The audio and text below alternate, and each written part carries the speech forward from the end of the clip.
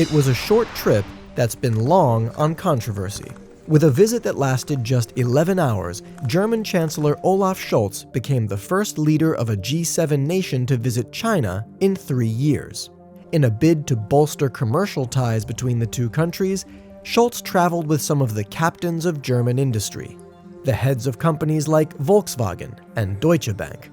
China has been Germany's biggest trading partner for the past 6 years, doing nearly $250 billion in commerce last year alone. But as Scholz touched down in Beijing, his trip seemed out of touch with his own people. A recent poll found an overwhelming majority of Germans want to reduce economic ties with China. Even some members of Scholz's own government opposed the trip. Before he left, his foreign minister warned of the geopolitical dangers of becoming dependent on Chinese commerce the way that Germany once became dependent on Russian energy. Das ist hier ganz deutlich, einseitige wirtschaftliche Abhängigkeit macht uns politisch erpressbar. Scholz has also come under fire for going to China alone, at a time when the European Union is trying to craft a more unified policy towards China on issues like trade, technology, and human rights. Critics suggested it would have been better for Scholz to go to Beijing with another powerful European leader, perhaps French President Emmanuel Macron. But Janka Ertel, an expert on EU-China relations, says that's easier said than done.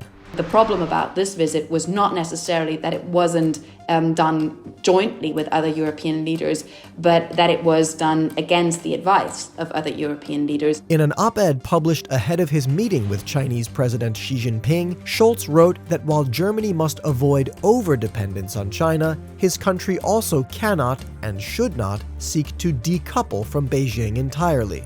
So what did Scholz actually get out of the meeting? So it was more of a start of a conversation rather than something that could deliver something very, very concrete. Concrete or not, Scholz did seem to bring home one important win, getting President Xi on the record opposing the use of nuclear weapons in Ukraine.